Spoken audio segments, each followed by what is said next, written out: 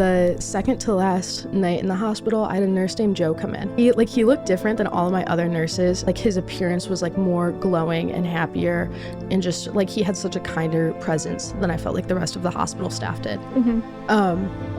So he came in and he was like, "Can I pray for you?" And I was like, all of that like is fake, right? It doesn't actually work. And he was like, no, like just let me pray for you. And he was telling me about his son. He was like, "Oh, you know who my son is? He's like a miracle worker.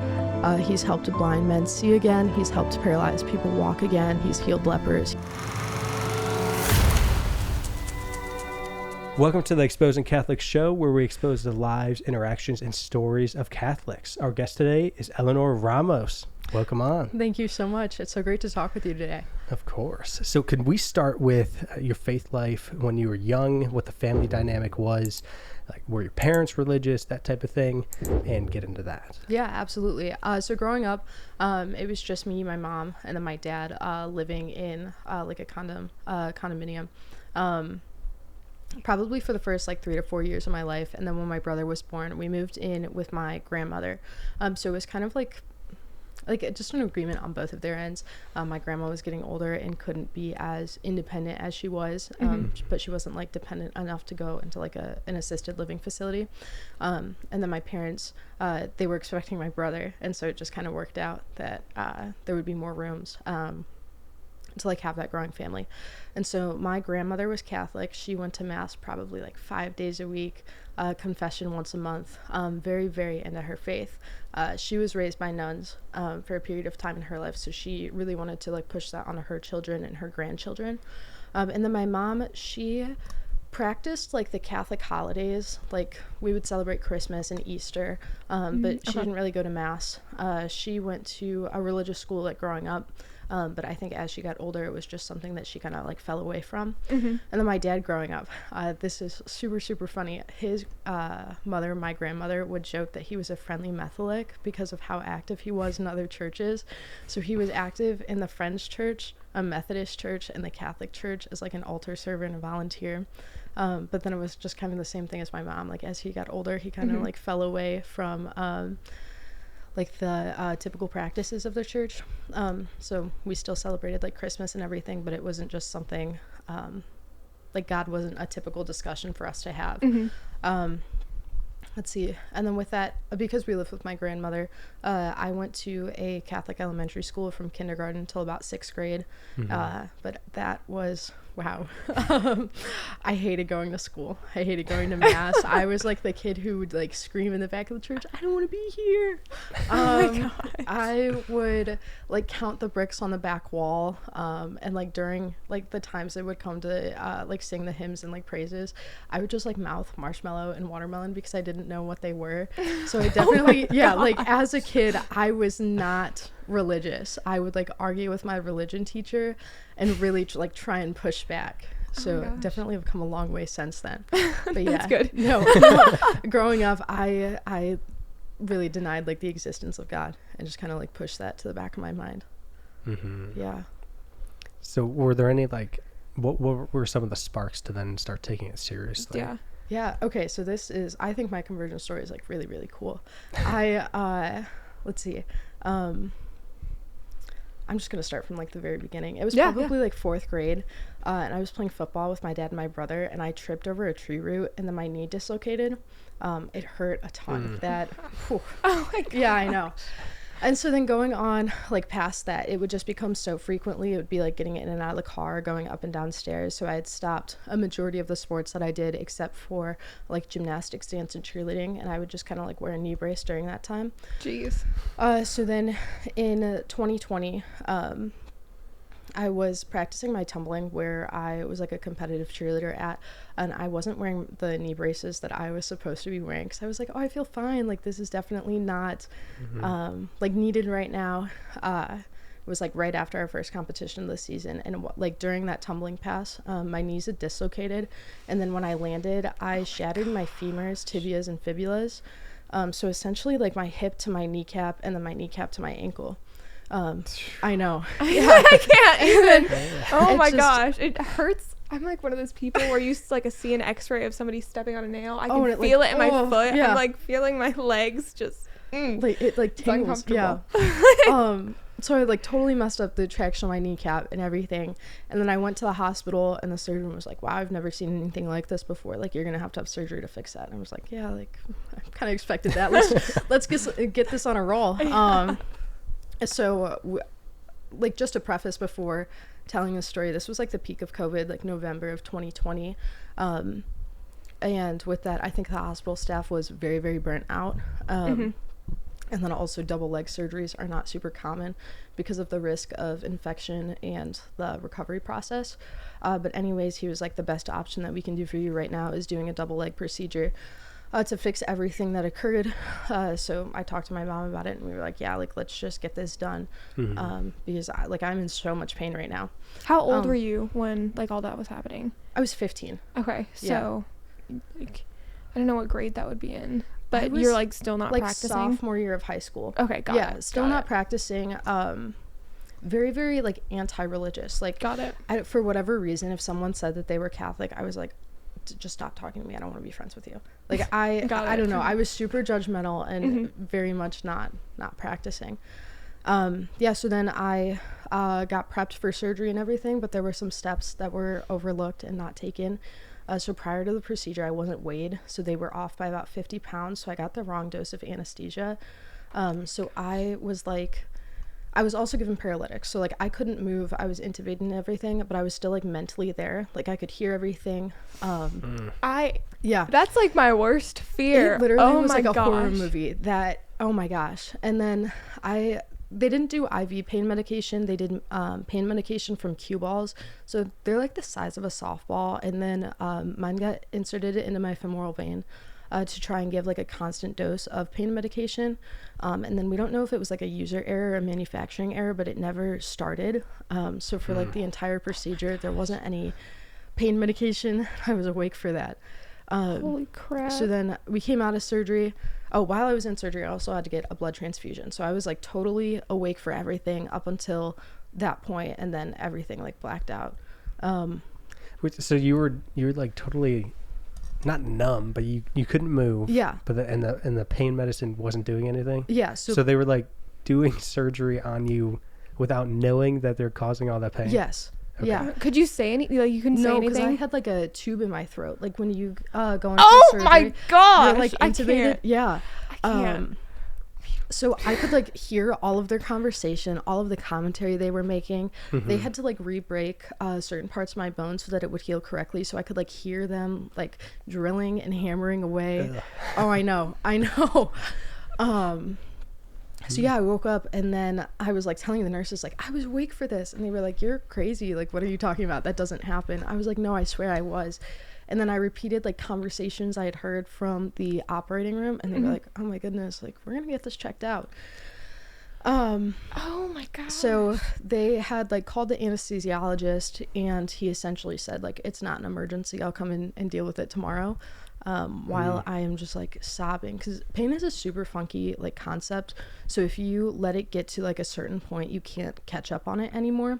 So you have to like manage it before it becomes like too intense. So that was their goal of like trying to get a nerve block or something else that would like offer some pain relief. But yeah, no, he was like, it's not an emergency, I'll just come in tomorrow. So I went then the rest of the night without any other like significant pain medication. Like after both of your legs have just been, my gosh, okay. Yeah. And so then the next day, the anesthesiologist came in as well as two others from other hospitals to try and do a nerve block. But just because of the amount of pain that I was in and the amount of nerve damage that occurred, like when they tried to insert it through my back, it just like they couldn't find where to put it. So then they tried to do it through my feet. But it was just so like painful and I would say like overstimulating that like I had a seizure afterwards, and then I just kept having seizures while I was in the hospital. So that, yeah, like at that point it had reached the point of pain that like there was no going back, and it was just kind of like we just have to break through this. So the surgeon's decision was to just overdose me on narcotics like multiple times, and then give Narcan when I would like go unresponsive in an attempt to like resolve some of that pain. But I think what he didn't realize like prior to that was that when you give Narcan after like any like opioid administration, it reverses like all effects of it. So like all pain relieving effects. It totally gets rid of that. So essentially like 14 times while I was in the hospital for maybe like a week and a half or like 2 weeks, I would like go unresponsive after being given a bunch of drugs and then be woken up with like a ton of energy, and then all of the pain that would have been like slightly taken away came back like even worse. Oh my gosh. Yeah, it was pretty crazy. And then on the second to last night in the hospital, I had a nurse named Joe come in. And so I'm going to come back to this, but okay. Yeah, I had a nurse named Joe come in, and he looked different than all of my other nurses. Like you couldn't make him out as much. Like he almost like melted into the ground, and he just like his appearance was like more glowing and happier, and just like he had such a kinder presence than I felt like the rest of the hospital staff did. So he came in and he was like, "Can I pray for you?" And I was like, all of that like is fake, right? It doesn't actually work. And he was like, yeah, and he was like, no, like just let me pray for you. And I was like, I don't know, like I don't really want to. Sorry. No, you're totally fine. And he just went on like, okay, I understand, like let's just like talk and see how you're doing. So like I told him about what I was involved in, like what I was feeling and how I felt like, oh, like I'm not being cared for, like the people who are supposed to be helping me right now aren't, and like I just feel like everyone here is like hurting me. And he was like he talked me through that, and then we proceeded to talk about his wife, and he was talking about how his wife was like a miracle because she wasn't supposed to have kids, and then she did. And he was telling me about his son, and he was like, oh, you know who my son is? He's like a miracle worker. He's helped blind men see again, he's helped paralyzed people walk again, he's healed lepers, he's like he has done so many great things. And I was like, that is so cool, like who is he? Oh my God. And he was like, well, you know who he is? And I was like, well, no, I don't, that's why I'm asking you, like who is this? And he was like, well, you know who my son is, and like you'll come to know him soon. I was like, okay. And then he asked if he could pray for me again, and so I said, like, yeah, for sure. I mean, after that conversation, like absolutely. So he placed his hands on my head, and after like that like week and a half, 2 weeks in the hospital of just like horrific pain, that was the first time that I felt like relief. And it was just like my entire body, I had no pain. I felt like I could get up and like walk. Like it was so crazy. right. Oh my gosh, I had like chills down my body. Yeah, no, it was so cool. It was such an amazing experience. We've got something special for all our Catholic organizations. Now, before you skip past this part, it's not an ad. It's more like an incredible opportunity to take your digital presence to the next level. And I'm going to let you in on a little secret here. Something only for our podcast listeners.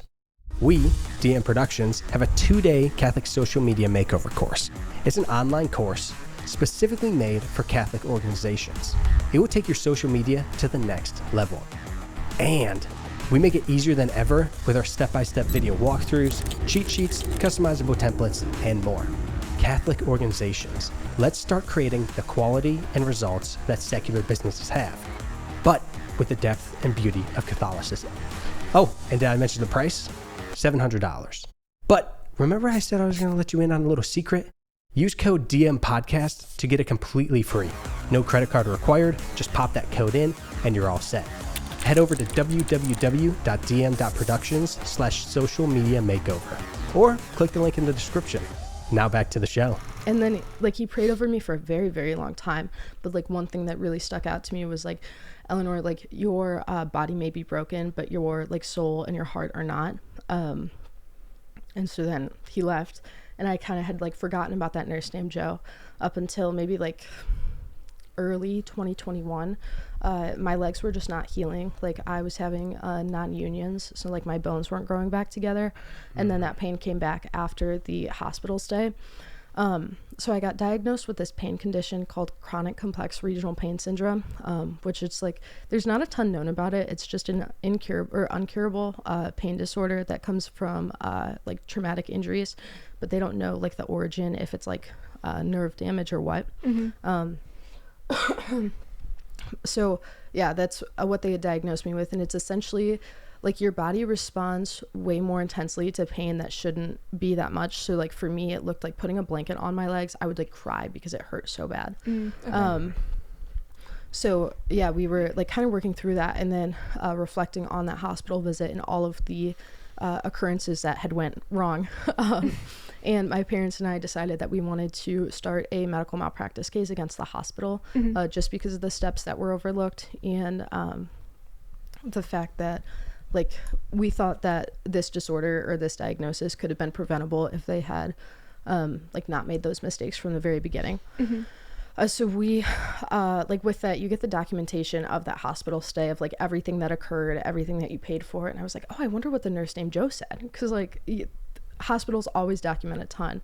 So I was wondering like, what did he write about me? So I went through like each and every page of documentation. I couldn't find a nurse named Joe, and I was like, that is crazy. Like I know for a fact that there was. Like so much so that my parents remember me talking about this nurse when I came home from the hospital, and like how like profound of an impact he had. And like I wrote about him in so many scholarship essays and like things for school. Like he had made such a huge impact that I knew he was real. So then let's see, I called the hospital and I was like, oh, like, can I talk to the nurse named Joe? And they were like, we don't have a nurse named Joe here. I was like, no, yeah, you do. Like maybe it's a doctor, maybe it's an assistant, but you've got someone there named Joe. They were like, no, like what hospital floor were you on? We'll check like just there specifically. So then we gave them the floor, and there was no one named Joe. And then I had my parents call. I had my grandma call because I was like, maybe they're just not telling me because of like a patient confidentiality thing. But in that entire hospital system, there was no one named like Joe or Joseph or anything similar to that. That's like a common name too. It's not like, do you have somebody named this random thing that nobody has heard of? Like it's very common. So then I looked up like some of the stuff that he had said in prayer, and then like the miracle of Saint Joseph, like so many articles came up like time and time again after that.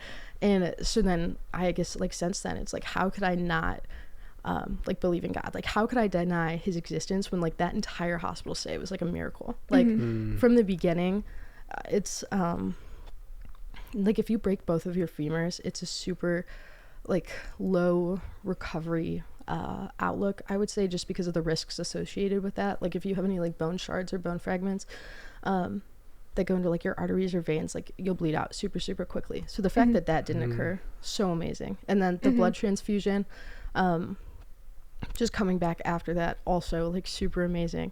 And then there were just like a couple other things that happened in the hospital. Like I got a really bad infection, and they like suggested or kind of like hinted towards like amputation. I was like, absolutely not. And then the infection like cleared up. Like within days, it was like totally gone. So there were just many things during that hospital stay that like shouldn't have happened but did. And so it's like how could you like not believe in God? How could you say that God isn't real? Yeah. Oh my gosh. That's and you didn't know like anything about Saint Joseph, or like you were like, oh, you know, my son is, you know, he's healed blind men and, you know, paralytics, and you're like, oh, that's cool. Like, what's his name? Yeah. I have no idea. I thought he was just some like great doctor. Yeah. Like, I didn't know it was Jesus. Oh my gosh. Yeah. That's crazy. Oh my gosh. I'm like speechless. And so after all of that, like what happened then?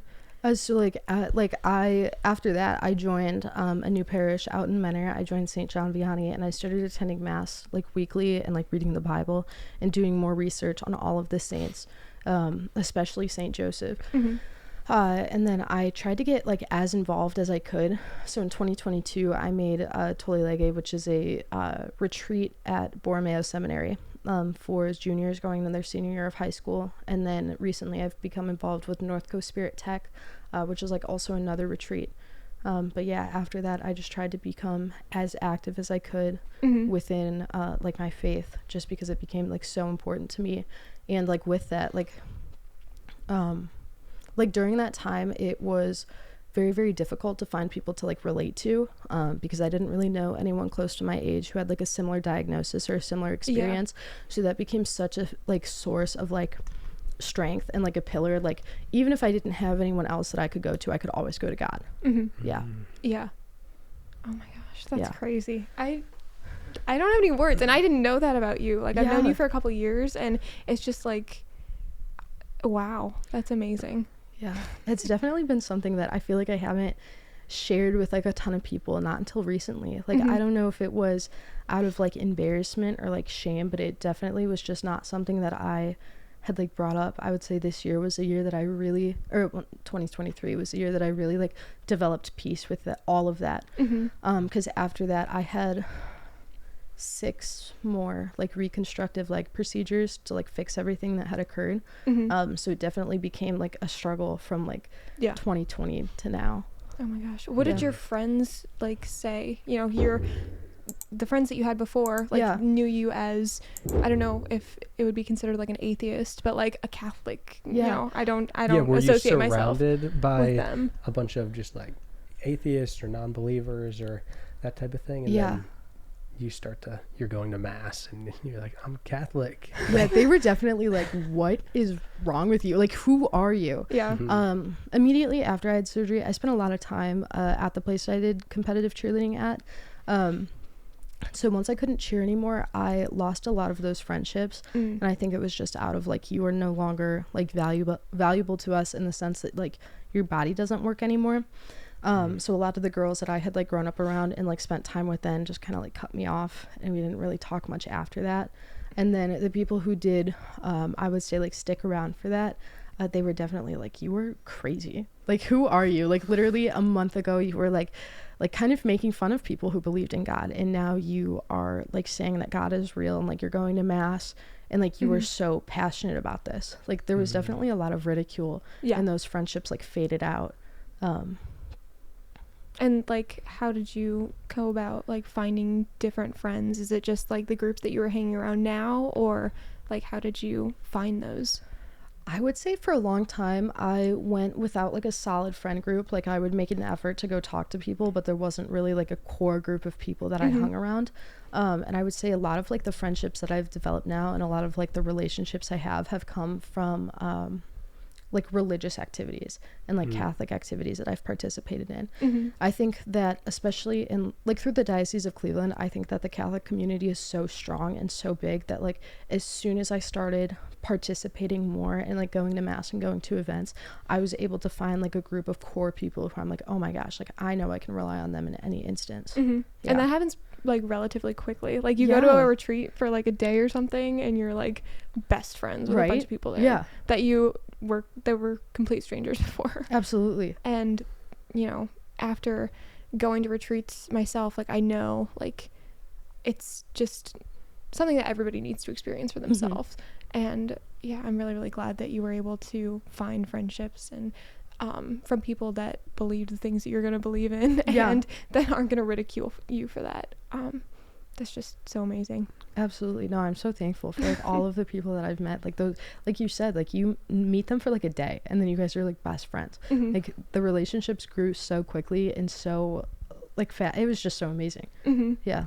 And they're genuine. They're like, you know, actually wanting to keep you on the right path rather than tearing you away from your faith and, you know, just leading you astray. Yeah. So, yeah. I think like all people desire to be like seen, known, and loved. And I think especially in the Catholic community, like all of those friendships and relationships, like they see you, they know you, and they choose to love you. Like they're, yeah. That is so good. I can't. Oh my gosh. I mean, we met at like a beauty pageant. Yeah. So, yeah. And I didn't know like any of this before, but like there's just such a glow about you. Like after something like that, that's like I would probably die if that happened to me. Like not even joking. Like I would probably not. I definitely wouldn't be the same person that I would be coming out of that. And I'd probably just be so depressed and I didn't even know. But like to see you just be a light for everybody else and like, you know, it's just amazing. Thank you so much. I think like I just talked about this, I would say, within the last couple of weeks, and I think all people who experience like something traumatic, there's like almost like a fire, like a passion within them, and that can either like overcome you and lead you down the path of like choosing like worldly things, like falling into drugs, falling into very like negative moods and negative like attitudes and actions and choices, or like you can choose to overcome that. And I, for a long time, I was super angry and very like hateful and like, oh my gosh, why did this happen to me? Like this isn't fair. But I think once you like really put your trust in God, it like you lose all of that bitterness and like your heart softens and you're able to like open up and be like, thank you, God, for letting this happen to me and like picking me to go through this. Yeah, that's crazy, because I feel like a lot of people, if they were put in that situation, they'd blame God and be like, why would you do this? Why would you let this happen? Like, were you angry at God at all for the stuff that had happened to you? I would say I wasn't angry at God. It was a weird feeling when I first did it, when I was in the gym after I just injured both of my legs. I still didn't believe in God, but I was like, God, if you're real, why would you let this happen to me? And then when I went to the hospital and realized like all of the amazing things that had happened, and like really truly like how much of a miracle that entire like stay was, I was very thankful. I think most of my anger was directed towards the medical staff, and it was like why would you guys let this happen to me? And then I think once I started to understand more of like the gift of like the Paschal mystery, so Jesus is like dying, rising, and then like glorification, then I began to like truly realize like how amazing it was that I got to experience that through my own suffering. So like essentially like the death of my past self, like through breaking both my legs and then leaving all of the people in my past behind, and then like rising to go above, and then like glorifying God through like my actions now. Yeah. That is, like, I'm speechless. I can't. It's so good. Thank you. And like, you're so young. I mean, we're around the same age, but to like have that realization such early on is like just amazing, because you could have very easily just fallen down the wrong path and nobody would have blamed you for that. It's like, I don't blame her. Like all that stuff that she had to go through, like that's not her fault. But to be able to do that by yourself without having, you know, people pushing you in the right direction, like you just making those choices for yourself is really, really good. Like, I mean, through that, like sometimes all you can really say is like, wow, this just sucks. And like, you just have to get over it. Like, there's really nothing, like and this is not meant in like a negative way, but sometimes there's not anyone who's going to help you, and you just have to have that like strength to get up and get over it. And to not have the victim mentality. Like growing up, my mom would always say like, you can either like cry up the hill or you can sing up the hill, or either way you have to like get your butt up the hill. And so I don't know, like I just really like I took that to heart, and I was like I can cry and complain through this, or I can just like suck it up and like smile and get over it. And so I think that's just like what I chose to do, and I knew from the start I didn't want to be like a victim. Like I didn't want that story of victimhood of like, oh my gosh, Elle broke her legs, like that's so sad. Like I wanted it to be a story of like overcoming, like, whoa, she broke her legs and look at what she's doing now. Yeah. And which is exactly what happened. Like that is amazing. Thank you so much. Thank you. When the past friends were kind of like, man, you're crazy, like I don't know what happened to you, but like this girl's nuts now. And I feel like my response, because you had this encounter with Saint Joseph, that it'd be like you don't even understand. Like, come here and sit right there, and I'm about to tell you all about this. Like, you need to know. Like, you need to get like a Jesus slap to the face and realize, like, check this out. Like, this happened to me. Right. Yeah. So, did you have that type of mentality, or like what happened? What was your response to those people? So, like, originally when they were like, what's going on? Like, you were totally changed as a person. I was like, well, yeah, like I just went through this like super like crazy traumatic experience, and like I had this interaction with Saint Joseph, and like you don't understand, like if you went through this you would have the same response. And they were like, oh, like I just think you're kind of crazy, like you were on drugs, like it's you were probably hallucinating, like, exactly. That was essentially their response. I was like, no, I wasn't, because I can like differentiate when something is like really like fake or when it's real. And it's like I could feel his hands and I could see his face, and it was so important to me that I had like went and shared it with everyone else, like important to me in my life. So I really did try to be like, no, like you have to listen, like this is so cool and this is so real. But it was just, it like once again it was kind of hit with that, like you are making this up and I don't know what you're on right now, but I don't want any part of that. Like, what are you getting out of like telling all of these lies and stuff like that? Is that kind of, that's, you know, how I'm feeling about that. I was like, if I was lying about this, what would I gain? Because like you all think I'm crazy. Like it would be easier to not say this and then like not come off as crazy and hallucinating, but like, and losing all your friends and all of these things. Yeah. That's crazy. That reminds me of, there was this TikTok that was like, all of the disciples after Jesus had died, and like his body, he was resurrected, and then his body was not in the tomb, and they were like, okay, so we're gonna like hide Jesus's body, we're gonna pretend like all this happened.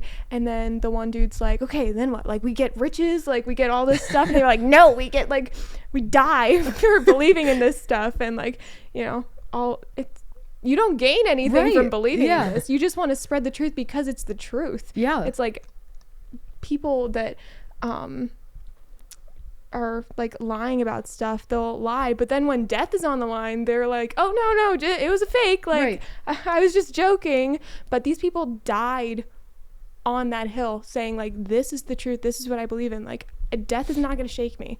You know, and just staying with it, because it doesn't matter what other people think. Like, you know that this happened to you, and if those people don't believe it, then it's like, I can only pray for them. I hope that they, you know, eventually come around. But it's like, yeah, I don't know. And it's not only just death, like, oh wow, yeah, that guy, like they shot him with a gun or something. It's like, they tortured him. Hung him upside down on a cross. They did all of this crazy stuff to these people, and they're like, well, you know, I guess thanks for the fast pass to heaven. Exactly. Yeah, and it's happened, you know, not just then, but it's like all of the saints, like all the martyrs and stuff like that. It's like there's so many people that it's not just a couple of people that are like believing in this. It's so many, like millions of people, billions of people. Yeah. Like for Jesus, that was only, you know, preaching for like 30 years or so. Right. Like there's nobody else on earth that you can even think of that has that sort of impact. And that, like, even though we have never, like, I have never personally met Jesus, but like I believe in, because it's just impacted my life so much, and so many people around me too. Yeah. And it's like continuing to happen today, even though it was thousands of years ago. Right. So yeah, I keep touching your foot, sorry. Yeah, it's okay. But yeah, I don't know. I wonder if St. Joseph coming to you as a medical person, I mean, I don't know, I'm just speculating about like it trying to like soften your like anger and resentment towards the medical staff, because he could have shown up as anything, right? Just a regular guy in regular clothes, but he chose to come as a medical person. And I wonder that it could either be that or both. And then also like, maybe he was coming to you because it would have been too much. Yeah. So you needed to realize it for yourself and be like, I'm telling you, I swear, like, get Joe on the phone. Like, he talked to me and told me a bunch of stuff, and you're telling me that he doesn't exist. I think it was definitely like a combination of the two. Of like, number one, like I think it would have been way too much for me to like come down as like a saint, be like, hey, like listen here, you have to believe in God.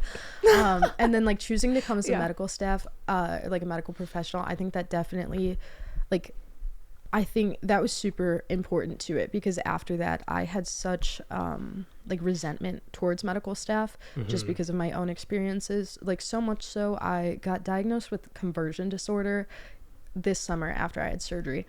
So it's essentially, it's really weird. Your body gets so anxious and so worked up that like you have actual like physical responses even though there's nothing like wrong with you.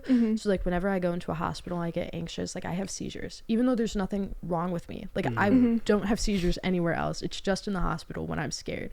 And I think that him coming as like a medical professional definitely like softened I guess like how much dislike I had for people in the medical field. And then also like for future doctors, like my treatment towards them was like, oh, like St. Joseph came to me as like a medical like person, like I should be treating them like with so much more like gentleness and kindness. Yeah Absolutely. Can we talk about those retreats? Are they retreats at the seminary? Yeah. So Tolle Lege is like a week-long retreat for juniors going into their senior year of high school. I was told about it by my like youth minister. He was like, oh, you should like totally make this retreat. I think it'd be super great. And I was like, I don't know. Like this looks really, really cool. But like I've never been on a retreat before. Like I feel like everyone else is going to know a lot more than me and I might be a little out of place. He was like, no, you should just check it out. Yeah. So I signed up for it and I got dropped off and it was, holy cow, like that was so life-changing. And then that paired with everything else that I did during the summer of 2022 was just like really impactful in like who I was and then who I was going to become. But throughout that retreat, you would study at the seminary. So you got taught like theology of the body. So like kind of like respecting yourself and respecting others from a Catholic point of view.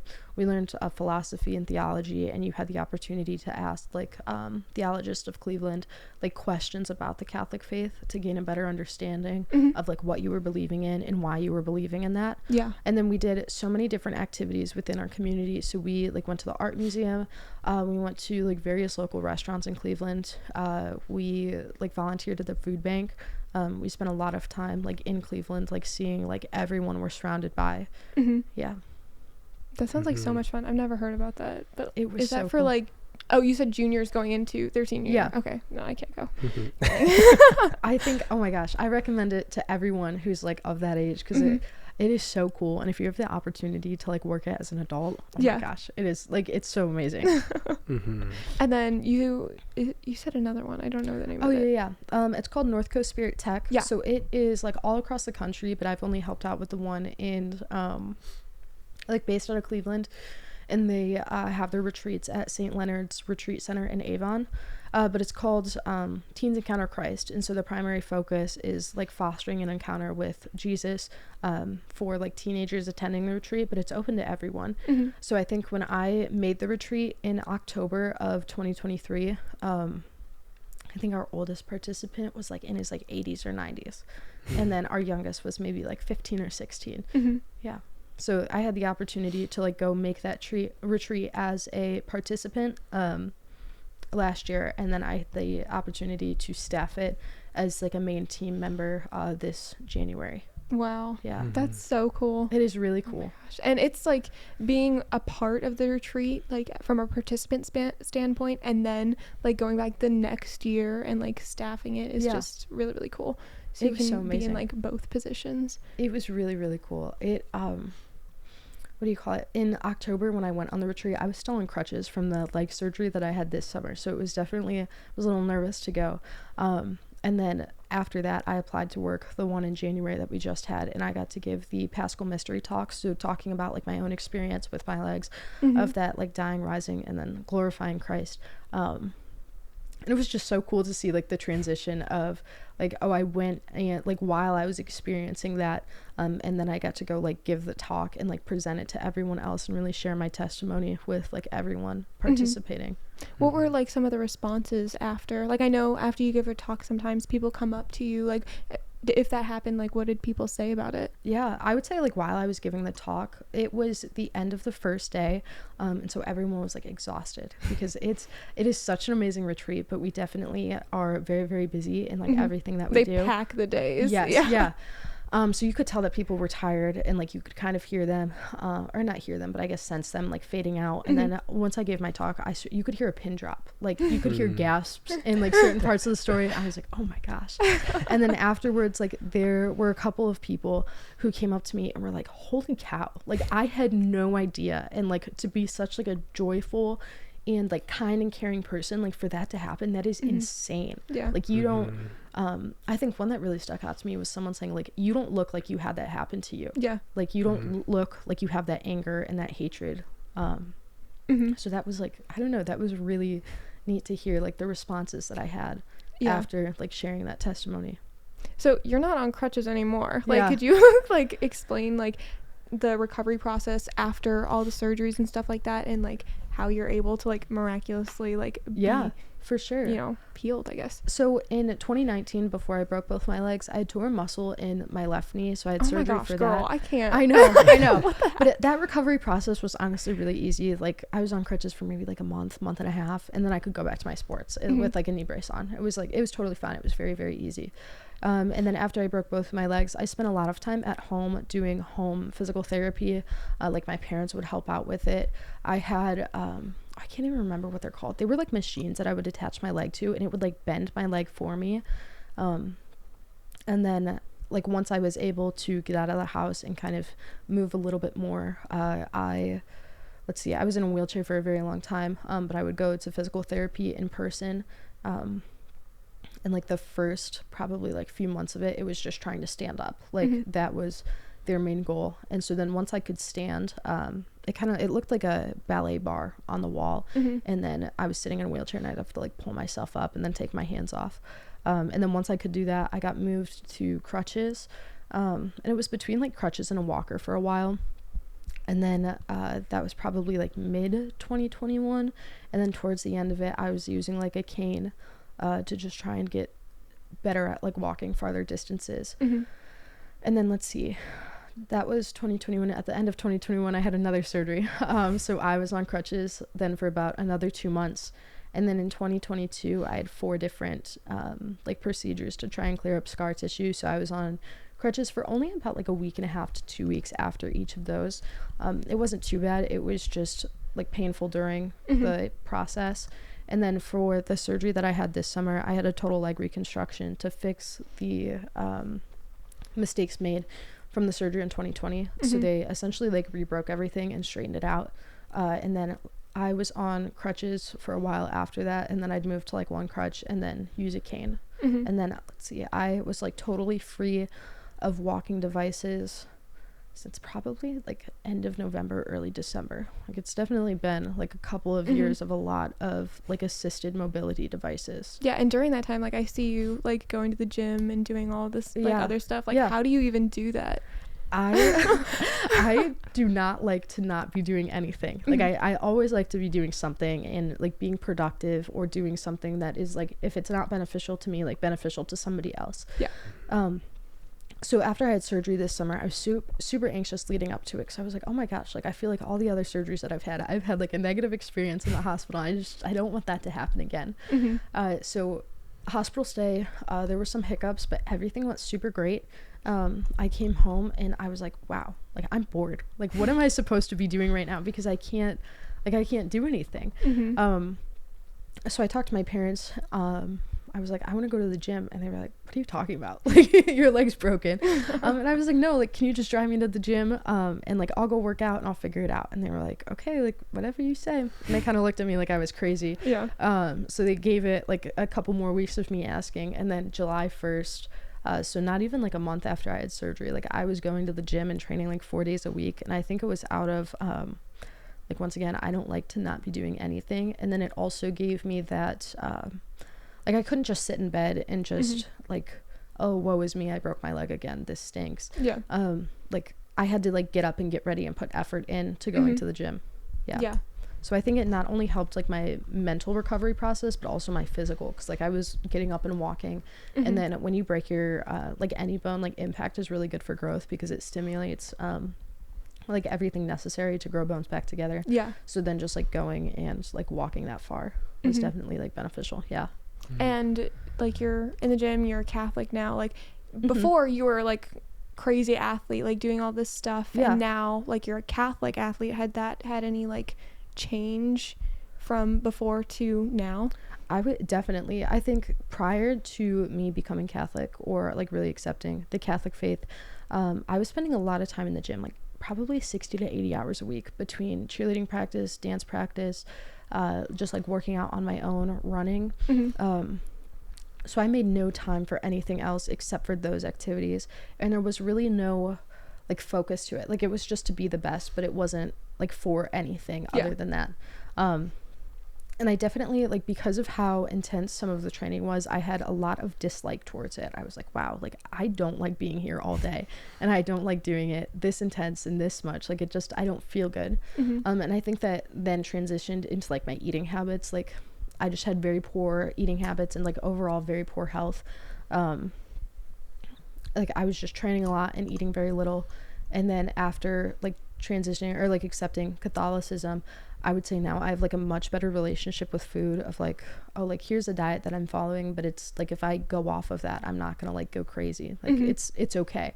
And then the gym, like I have such a passion for like working out and then sharing that with other people, and I've developed like such a love for it that you like definitely can just like see the difference, like I guess from when I was in the cheerleading gym to where I am now. And then also I would say in my my passion for it has developed a lot. And then now I really try to incorporate Christ into what I'm doing. So like praying before every set, and like if I have the opportunity to, like bringing my Bible and like reading in between like exercises and workouts, and then sharing my faith with other people at the gym. I think that has become like such a huge part. That's amazing. Yeah. Especially because like, you know, we used to go to like a, I don't know, typical like gym, I guess.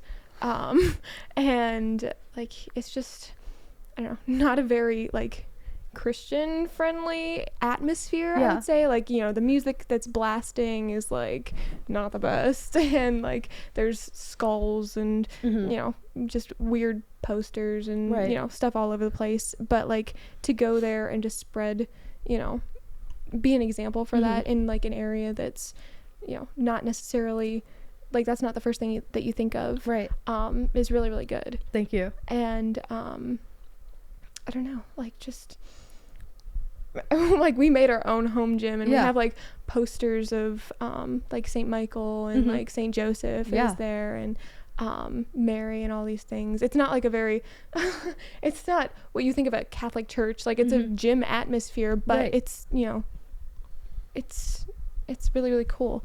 And I don't know exactly where I'm going with this, but I don't know, I guess one thing that I think of when going to the gym is like, you know, I want hype music, I want all this stuff. Like, do you listen to Christian music while you're I do. Yeah. So I've been very blessed, like at the gym that I'm at, there is not like very many posters or anything up. Like there's some like funny pictures of like people who go to the gym regularly that like someone taped up on the wall, but there's no like worldly posters or things there. And then we have a speaker, and it's just kind of like a unsaid rule that whoever gets to the gym first can play their music.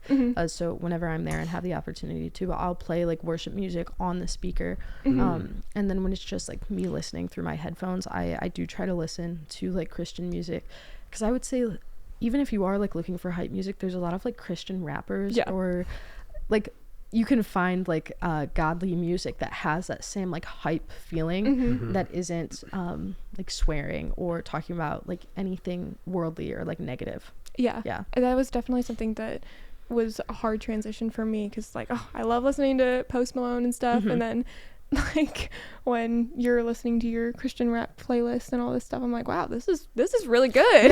And now, like, you know, even though I do miss it, it's like I don't even want to go back to it, because like I don't want those lyrics playing through my head.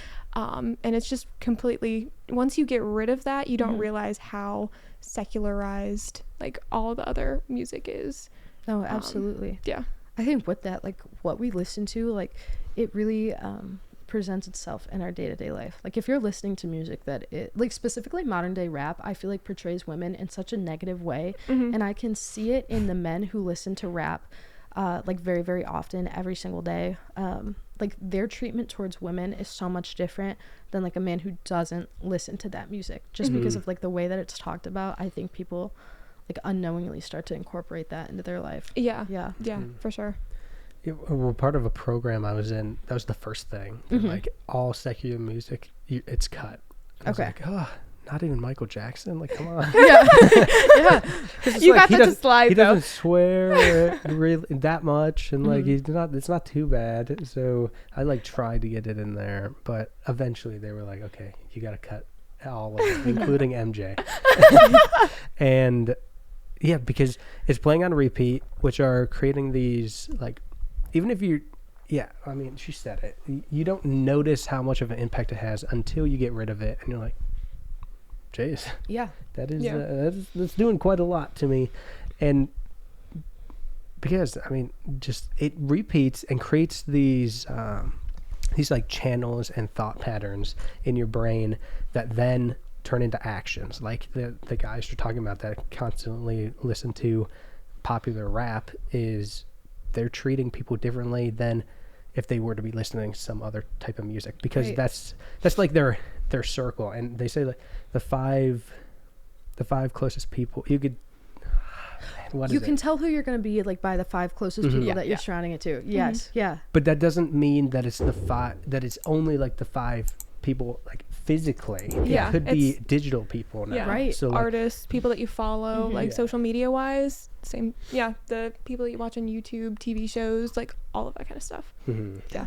So it's just so big. It is so huge. I heard that and I was like, wow. Like, I didn't even realize that the people I was following online like made that much of an impact on me, because it just like seeing them on Instagram, like I didn't realize how much that would affect me. So I think with that, like I really got rid of like YouTube and TikTok and most social media like platforms. I have Facebook to keep up with my family members, and then I still do use Instagram, but I really like eliminated a majority of my following. It was just kind of like, if they don't inspire me to be a better person, why would I be following them on some social media platform? Yeah, absolutely, for sure. Yeah, I don't know if like you had struggled with this. This is something that I had struggled with, is like in the gym is like a modesty standpoint. I don't know if you wanted to touch on that. I want this to be more about like you than me, but that's just something that I've noticed like when going to the gym. That can definitely be a struggle, and especially coming from someone who spent so much of their life in cheerleading and dance. Like those outfits and uniforms are very provocative and very sexual, and I think that's like intentional, like by the designers of those programs to get more people to pay attention to it, which is like, when you think about it, like really truly disgusting and awful. So then coming back after that, I didn't really understand the importance of dressing modestly in the gym, and so now I like, definitely right now I do, but when I first transitioned to Catholicism, I didn't really like get it. And I would say now I like, by incorporating that, if I do wear leggings or I do wear tight shorts, I try to wear really like big t-shirts or sweatshirts that kind of like keeps everything like covered. And I think about it from the perspective of like, would I want God to see me wearing this? Like, would I go show up to God like wearing this to the gym? Like, or like, would I be embarrassed if like my husband or my future husband like saw me wearing this? And it's just out of like respect, not only for myself, because you are like protecting your body and protecting yourself when you are wearing like modest clothing, but you're also protecting, or I guess it's like out of respect for like your husband and your future partner. Like, you don't want your body to be like seen in a way that it's not supposed to be seen. There's like a verse that is like, you're made in the image and likeness of God, and I like that a lot, because it's like, if like God made me, like why would I want to then be showing off my body in like such a negative manner? Because our bodies, like, they are beautiful and God made them, but like to show them in a way that's like just provocative and like you just want attention. Like I know that was like something that I had struggled with, is like, I just want attention, and I know I can get it if I dress this way. But then to like take a step back and like have that realization, and it was definitely a journey of like, you know, I've been Catholic, but that's something I struggled with, and now it's like he put it on my heart that's like, this, you know, it's not really okay, like this is something that you need to work on and to change. And now looking back, it's like, that was, you know, I was seeking attention in all the wrong ways, like, and like the attention that I was getting, it was just like leading me down further and further away from God, when like it could have been avoided. But yeah, I think that's definitely something that is I don't know, an issue that like not a lot of people talk about, but everybody knows about. Like one of the things, because it's just so normalized, like everybody wears leggings and a sports bra, or like, you know, just volleyball shorts and like a sports bra, and you're like basically wearing a bathing suit, if anything, to the gym, like in a public space. And then like I'll see people that are, I don't know, they're on TikTok or something, they're like, when you go to the gym and you like look super cute, but then you have to go to the grocery store, and it's like, that's not okay to wear that. So if you don't feel comfortable going to like the grocery store in the same outfit that you were just going to the gym in, like that's, you know, it's probably time to like switch it up. Exactly. I think I do powerlifting, so it definitely can be a struggle to be like modest, because our competition like outfit that's required to wear is like a very skin tight singlet, and then like a cotton t-shirt underneath. And so even then, and even when it comes time to like, okay, like I know that I have to wear this for this, I like try to keep it as minimal as possible and invite like God into whatever I'm doing. And like, God, like I know that this like may not be the best choice, but if for me to participate in this, like these are just the rules, and it's not out of like attention from other people. Exactly. You're not doing it because it's like, I'm gonna get attention from what I'm wearing now. It's like, like this is the uniform, like you just, that's something you have to do. Same with like volleyball players, like it's, you know, the uniform is like uniform. you know, so it's not like you're seeking attention that way just for that.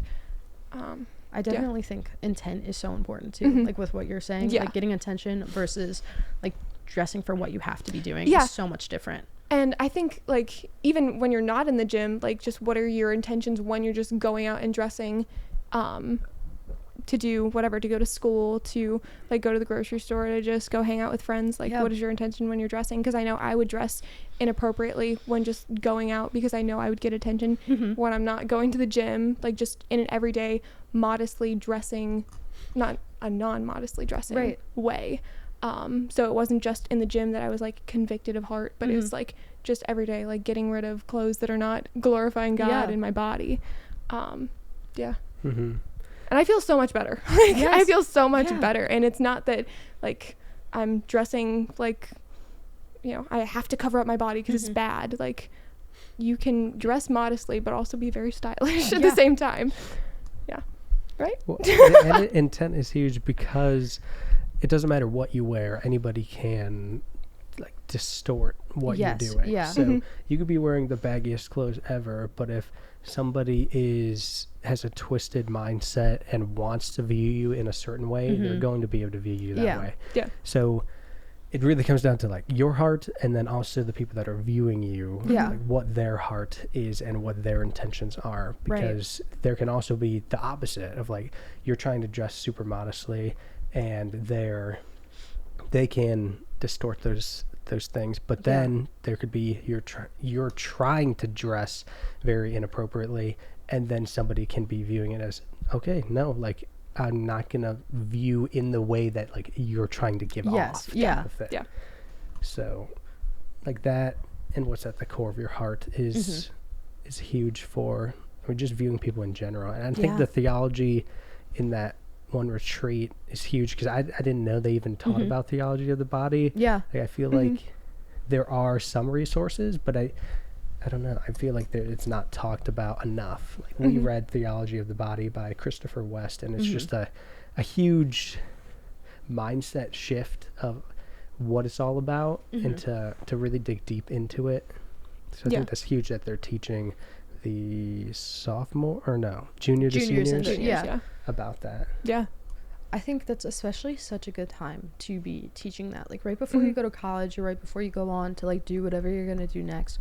Like as a young adult, like what should you be practicing, especially as your relationships start to get more serious, like what is okay and what isn't. Because society's not going to tell you. Like, no, it is so skewed right now. Like hookup culture is insane, and like the amount of like normalization of like, I guess like one night stands and like everything else is just, it's crazy. Like I would never ever turn to society to get relationship advice. That's really, really good. I don't know, how are I don't know if you want to get into this, but like relationships from, you know, you talked about your friends, but from looking for like, I don't know, before you were Catholic until now, like changing in friendships, changing in like relationships and like all of those kind of things. How did that shift? I would say like before, my friends and I we didn't have anything in common. It was just, we did the same sport, but we couldn't have any conversation with like depth to it. Like we could never go really into detail about like the things we cared about or the things we passionate about, because no one really cared. Like we did not have like a caring or a loving friendship. It was just kind of like by association. And then I would say that my dating relationships were pretty much the same too. And I think that the guys that I did like date prior to transitioning, like they were great people, but they weren't leading me down a path that was like really glorifying God. And so they did what they thought was best. And it's not to like spread any hate towards them, but it just really wasn't, like it wasn't loving, and it was just kind of out of like convenience. And then I would say now my friendships, like I would say all of my friends I know so very well. Like I could tell so much about them and their like deepest and most impactful stories. And then dating wise as well, I've been in a relationship for about a year and a half. year to year and a half. Okay. Yeah. And it is so loving, and it is so, like, we try to keep God at the center of our relationship all the time. And so that kind of looks like going to mass together, like, once or twice a week, like, for sure on Sundays. And then when we have the opportunity to, and our schedule aligns, then making our second mass of the week together, like going to confession often, and then like praying before we do activities together. Like if we're going to go to the gym, like praying before that. Yeah.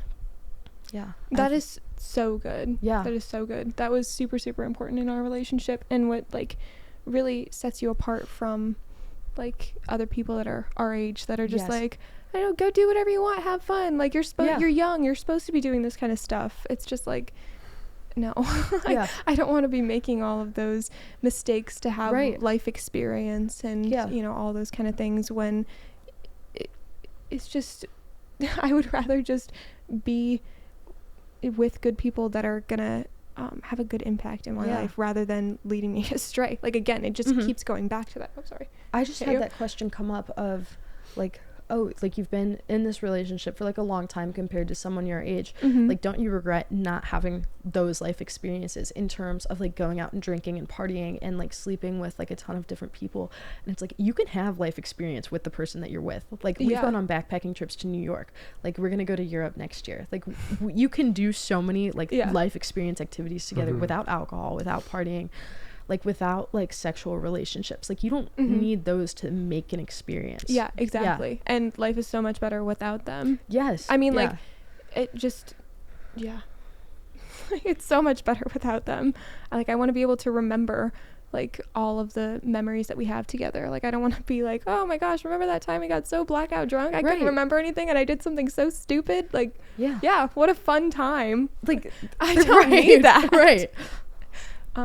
Yeah, and that's really, really good to hear from somebody that's our age too. I think a lot of people need to hear that because I know it's like, I don't know, I'll see on TikTok like normalize not going out, like not wanting to go out on like a Friday night and go to the club and doing all this stuff. Like normalize just wanting to stay at home and like have a fun time. Just being with the people that you love and having a good time in that way. But it's not boring. Like it doesn't need to be boring just because you're not doing like all of these quote unquote like fun experiences. Why are you looking at me like that? I'm just listening. It's good. Anyways. Yeah, no, I 100% agree. Like I just it does really make me sad though for the people our age who do go out and party and go out and drink and do get involved in like such negative and like harmful activities, because it's very difficult to get out of like once you're in that group. And it's just out of, I would say it's almost out of a sense of like self-hatred. Like if you really love yourself, you're not going to go out and party every weekend and getting like blackout drunk and like forgetting what you're doing and surrounding yourself by people who don't really care about you. Like it makes me really sad of like, oh, like I just pray that one day like you come to realize like how much you're worth and like like love yourself enough to like respect yourself more. Definitely. And I think they're looking for something. They're looking in the wrong places. They don't really know where or what they're looking for. And it goes especially with like the people that you're hanging around. Like if all the people that you're hanging around are just doing that, it's like that's what you're going to be doing. And like that's where you're going to seek your validation and all of the experiences. Especially like the people that I heard this quote like my freshman year of high school. It was like my gym teacher at the time. Like we were all sitting in the gym prior to class starting, and he said like, look at your 4 closest friends, and by looking at them, I'm going to tell you where you're going to be in 4 years. I was like, holy cow, like wow. I wish people could hear that now, of like the people that you surround yourself with are the people that you're going to turn into. Absolutely. Are there any questions that we haven't asked, like that you feel like we should be asking? I gotta think of like, I can touch more on like modern day relationships and like what like a strong faithful relationship does look like. Or it's even important to going to like a school where like faith is not super common and like handling that. So did you go to public school? So after I went to that private elementary school, I transferred and I went to a public school from 7th grade until halfway through my 9th grade year, and then I transferred to another public school. Okay. And then at the same time, I took like dual enrollment courses at a local college, and that is also not a religious school. Yeah, you and I went to the same college, so I know what you're talking about. Could you just explain, like, you know, after your conversion, so like you were going to public school even before you were Catholic, and then like now you're Catholic and you're going to a public school, like, did you see a difference in a shift in the way people thought of you? Like, obviously you saw that in friends, but like just people like walking by you in the hallways, like, you know, your teachers, like your I don't know, that kind of stuff. Yeah, definitely. I would say one of the biggest things that I noticed was in some of my assignments, I would score better on more worldly point of views than I would on more religious point of views, even though I felt as if my quality hadn't changed. So prior to like accepting Catholicism, I had written a paper on like why prostitution should be legalized and why that would be beneficial for the economy, not from like a moral perspective, but just like a government perspective. And then a while later we had the essentially same assignment of like write about a topic you care about that's like kind of controversial. And so I wrote like, here's why prostitution should be illegal, and here's like why it is so bad for you. And on the why prostitution should be legalized, I scored like maybe like almost a perfect score, like a 99 out of 100. And on the other one I got maybe like an 88 or an 89. And I had showed it to my parents, and they were like, yeah, like your quality hasn't like really changed. Like, in fact, I think it's even gone up. So I've definitely noticed, like, in grading, I feel as if there's almost like a stigma. And then definitely towards an attitude as well. I feel as if Catholics, or even like all Christians right now, get a lot more hatred than other religions do. And so like in asking for like religious days off, or saying like, oh, like I'm gonna miss this to be able to go to this religious event, it's like not allowed. Like you can't miss that. But then for other religions, it's like, okay, yeah, like you can take this off. And then with like friendships, it's definitely sometimes difficult to like develop those relationships in classes when there's not a lot of other Christians there. Or their like concept of Christianity is very, very skewed and very different than like what Christ really wants it to be. I was really, really fortunate in high school and just like from middle school to high school to have like a very close-knit group of friends. They were all Christian, and that is very rare to have like a really close-knit group. We did a bunch of the same activities together, like we were in choir. I was a theater kid, like I'll admit it. It makes you cringe, whatever, it's fine. I was very proud of it, and I wouldn't change that for the world. Like, so many fun experiences. But to have those close friends, it just made things so much like better. I couldn't imagine like being in high school and not having that. And we were also involved in a group, like we met at lunchtime, like once a month, I feel like it was once a month. It was called Fellowship of Christian Athletes. Oh my gosh. And I don't know, we would just like go to lunch and sit in the library with like the group leader that came, and we would just talk about like, you know, our faith, like sports activities that we were doing, and then we would read, like they had a reading that and some like questions that we would talk about. So I feel like if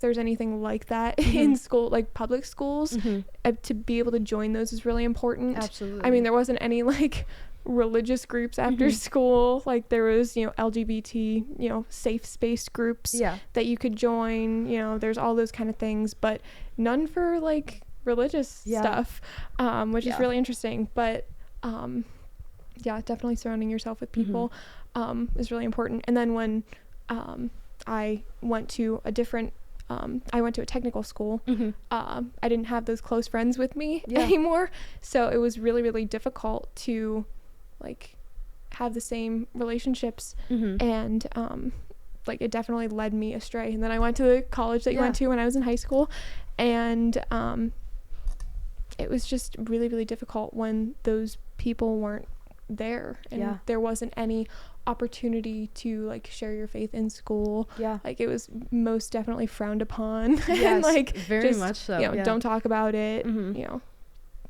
especially in the profession. So I study nursing, and with that I've definitely noticed like that frowned upon like sharing of your faith. So we have like an assignment coming up where you have to talk about a political issue in nursing, and it's almost been turned into a joke of like, oh, wait and see what Eleanor presents. It's gonna be like an abortion, and she's gonna be like talking about Jesus, like just wait and see. And it's like, it's almost like a joke that everyone else uses, but it's like, why is this funny? Like, this is something that I really care about. I mean, there was a college class that I took.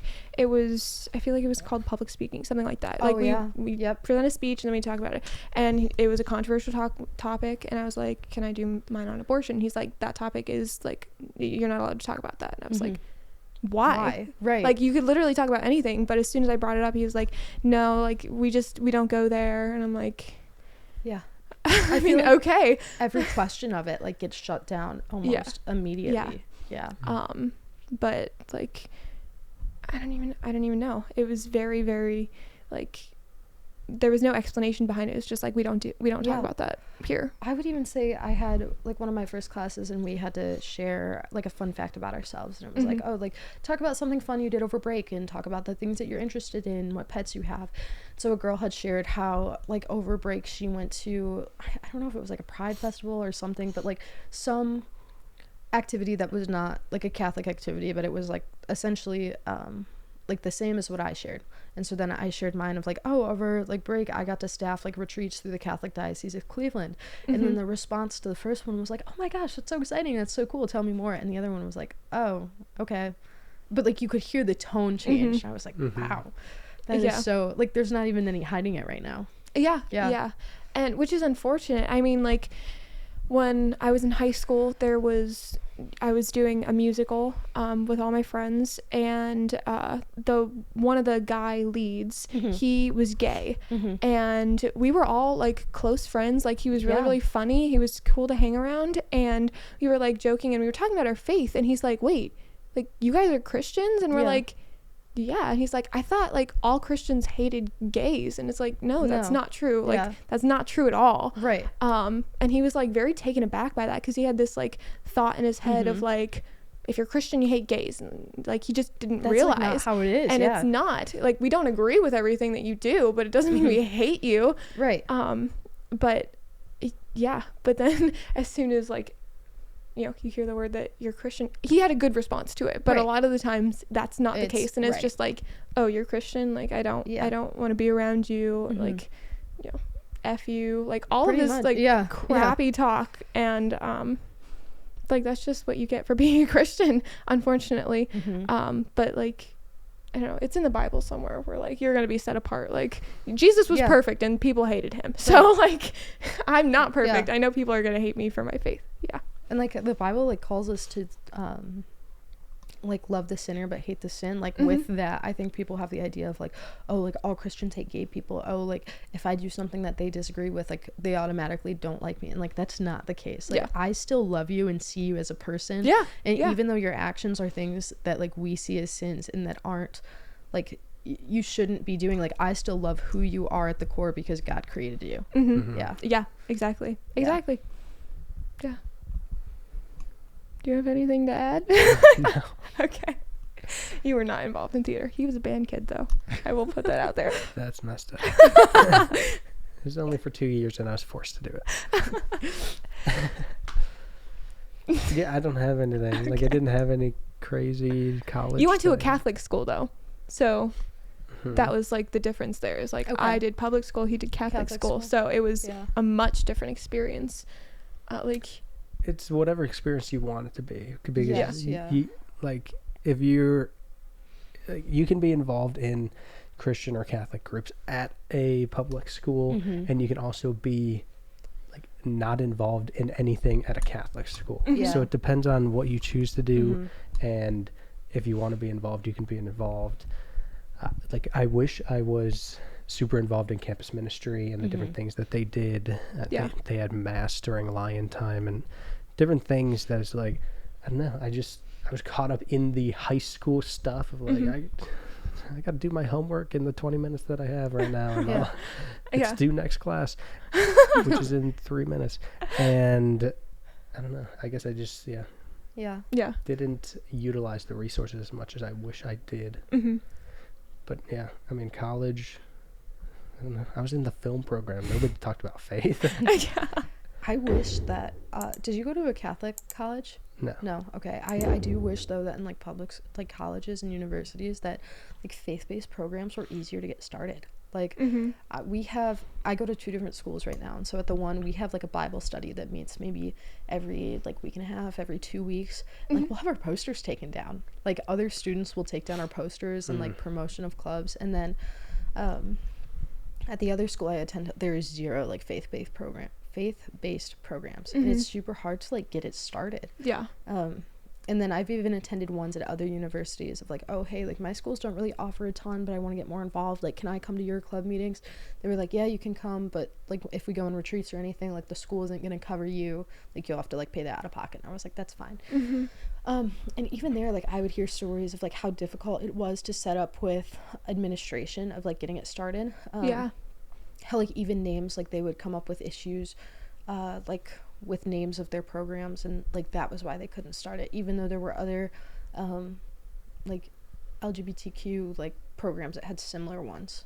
Yeah, it's really difficult and really unfortunate. It should not be that way. But I'm just, it makes me think of like what our kids are gonna be like. You know, if this is the case right now, what's it going to be like in the future? If, you know, it's being shot down now, like, it's just going to get harder and harder and harder. I actually think it's going to go the other way. Really? It's going to go the other way? Yeah, because it's getting so bad now that there's going to be so many people that eventually, once everything starts to, like, snowball into this crazy mess, that they're going to be like, we're gonna go try this other thing. It's gonna be so out there that they're gonna start like religious stuff. Like right now, I don't know, because none of the other things are giving them what they want. So they're gonna try all these other things, and then they're gonna be like, okay, I'll give the Catholic thing a try. Like I feel like they'll exhaust every single option they have, and then that's where it's like, well, because like really, those people truly, are really like, happy. I'm gonna go try whatever they're doing. That is, I hope that's the case. I hope that's the case. Humans are designed like there is like a certain part of you that will not be satisfied until you accept God. Like you're always going to be longing for something until you come to terms with like the fact that God is real and that like you have to put all of your trust in him. We're religious and spiritual beings. I was listening to Catechism in a Year, and it's like everything is kind of like pushing you, like almost like you, like come on, like, you can't deny it, just accept it finally, type of thing. But no, I do. It does, like, it is concerning. Like, I guess I do think that eventually at some point, like when people run out of options, they are going to be like, oh, I'll give like Catholicism a try. Like I'll try going to church. It's crazy that that's like the last resort. I know. I know. Like, it would be so much easier if you just did that first. But no, seriously, if like, not to be too personal, like, do you guys plan on having kids? I mean, like eventually, like I don't know how soon in the future or whatever. Right now. We have crazy baby fever, but like and we're definitely raising our kids in the Catholic Church, and we like the things that we like, I don't know. I just have a cool outlook on it either way. It's I think it's either going to go the way that I just said, where everybody's exhausting their options, and then they're like, okay, we're going to try Catholic stuff. Or they're going to keep going, and it's going to keep getting worse. But then you get to be like this disciple that's going out and being like on fire, like, let's do this. And then our little kids are going to be like, let's do it for Jesus too. That's cute. So that's my same thing of like, I like definitely raising my kids in the Catholic faith, in the Catholic Church, and like if I have the opportunity to like homeschooling them and like really focusing focusing their like education on God. Because like the more that I'm like, you know, learning about the faith, the more I'm like, wow, this is like even more important than I even realized. And like I just want it to be the center like of our relationship, of our family. Like God's the center. There's like that triangle thing where like you have God and then husband and wife, and the closer you are to God, the closer you are to God, the closer you are in relationship to each other.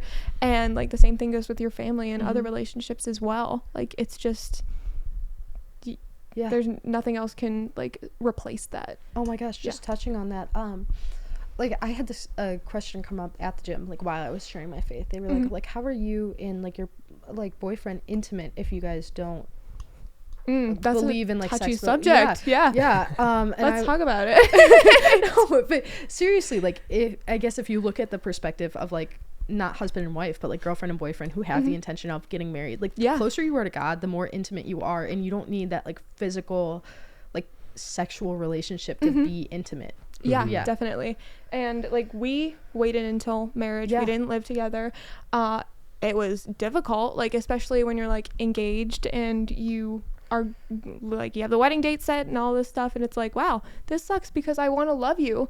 But like I'm so glad that we waited, because to be able to like just have that between like a husband and a wife is like so amazing. Like I wouldn't have traded that for the world.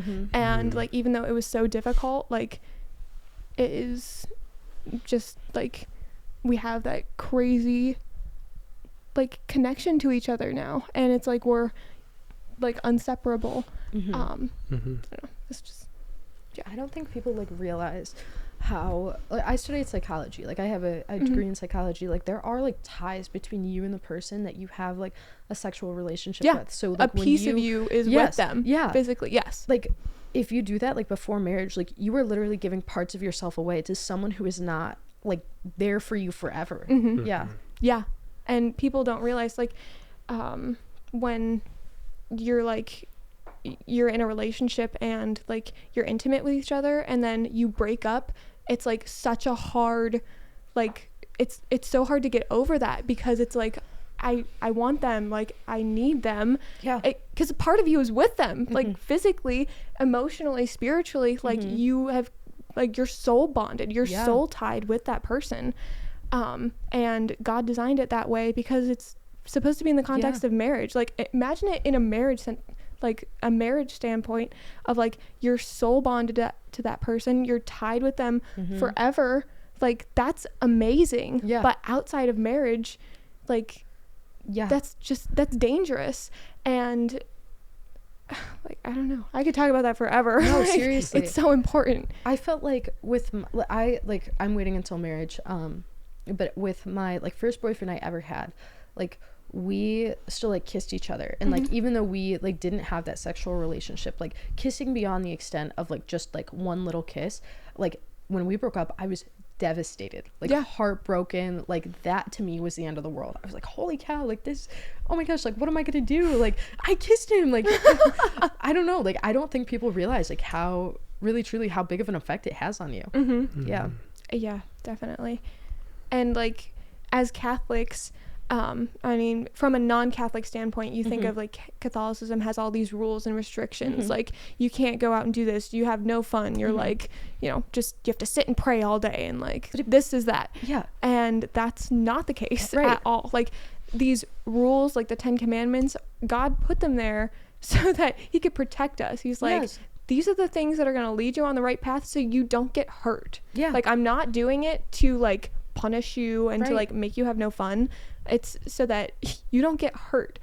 And like the sooner you realize that, the better it is, because that is 100% true. No, seriously, like I think people do struggle to like see the faith as like, oh, like they have all of these rules that they have to follow, like with what you're saying, but they're not rules. Like they're like, here are the guidelines that like you're gonna protect your heart, you're gonna protect who you are, and you're gonna have a better relationship with God if you follow these things. And like if you don't follow those things, like your relationship with God is gonna suffer, and your relationship with yourself is gonna suffer like even more. Definitely. It's like they use the example of like parents discipline their kids not because they want to punish their kids and make them feel bad, because they want to protect them. And it's the same way. And I think it's also in the Bible, I don't know exactly where, but it's like Bible references. It's there. I don't know the verse, whatever, but it's somewhere in there. It's like if parents that don't love their kids, like they don't punish them.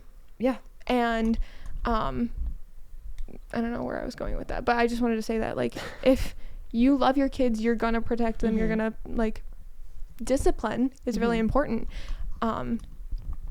And so God's just doing the same thing with us. No, seriously. Yeah.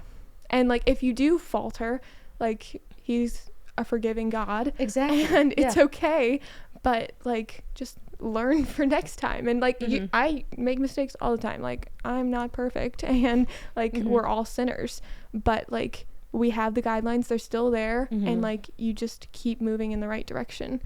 So yeah. Absolutely. I know, I didn't know this conversation would be going this way, but I'm excited. No, but absolutely. Like, I think people too, like, also struggle to realize like how like much forgiveness God gives you. Like, even though you sin, like, you're not like ruined, or like, you're not like done for forever. Like, you go to God and you ask for forgiveness, and he's gonna give that to you if you're really sorry for what you did. Yeah, Absolutely. That's really important. I think that's it. Sweet. This has been such great conversation. I know. It's like, thanks so much for coming on. Thank you for having me today.